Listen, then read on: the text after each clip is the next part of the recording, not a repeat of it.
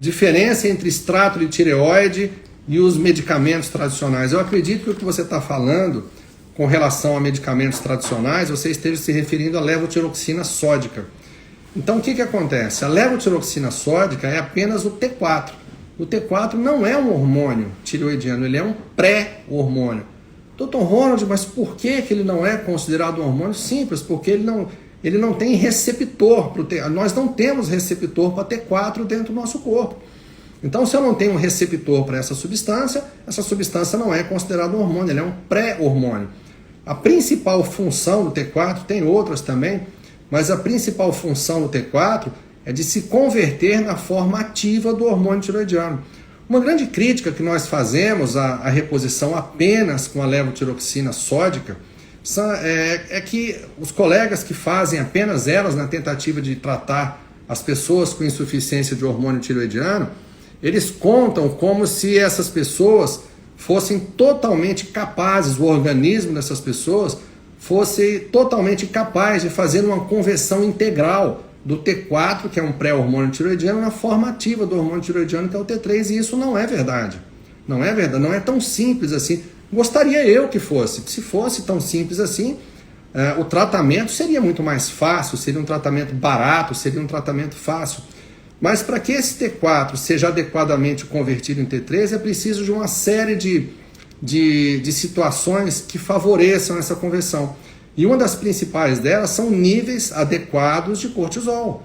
Quando eu tenho um nível suprafisiológico de cortisol, eu atrapalho essa conversão. Quando eu tenho um nível abaixo dos níveis normais de cortisol, eu também atrapalho essa conversão.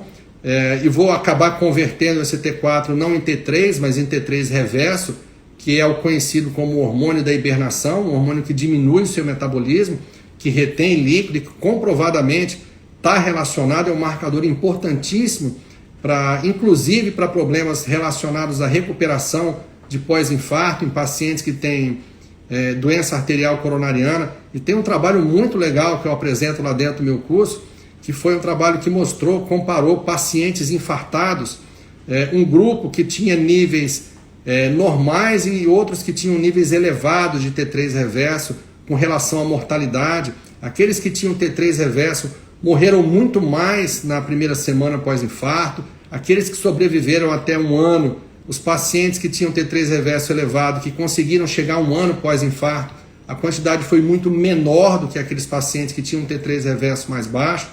Então o T3 reverso é um marcador muito importante e muito pouco valorizado nesses pacientes.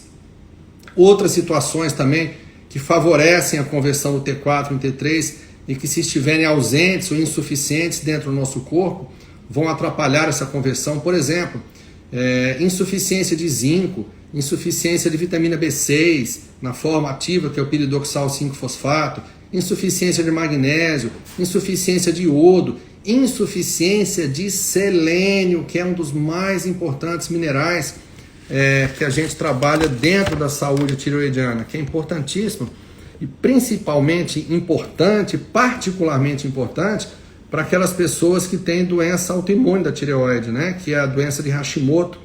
E mais importante ainda, para aqueles pacientes que têm uma tireoidite, que tem um processo inflamatório em decorrência dessa doença autoimune da tireoide. E já o extrato da tireoide dessecada, ele não é apenas T4, ele é extraído de tireoide porcina e ele tem a concentração exatamente igual à nossa tireoide, aquilo que a nossa tireoide produz. Ele tem T4, ele tem T3 numa proporção fisiológica, ele tem T2, tem T1, tem um pouquinho de iodo junto ali também. Então ele já vem numa proporção correta e é por isso que ele é considerado mais fisiológico. Uma outra questão que eu tenho que falar para vocês também é que essa mesma levotiroxina que é vendida na farmácia é a mesma levotiroxina que é feita nas farmácias de manipulação. Ela não é bioidêntica por um simples detalhe, porque elas têm uma molécula de sódio acoplada a elas. E isso dá uma tendência um pouquinho maior de que esse T4 seja convertido em T3 reverso e não em T3 livre. E é por isso que é importante essa associação de T3 quando você faz a levotiroxina também. Porque existe uma globulina transportadora chamada TBG, ou tireoglobulina, que ela segura o hormônio tireoidiano, segura o T3, ela capta o T4 ali também. E quando eu dou apenas o T3, o que vai acontecer? Esse TBG iria provavelmente grudar nesse T3 ali, diminuindo a sua biodisponibilidade. Então, quando eu jogo uma associação fisiológica de T4 e T3, esse TBG ele vai grudar no T4 e vai deixar caminho livre para o meu T3 ir lá no receptorzinho e se encaixar e já fazer o papel que ele tem que fazer.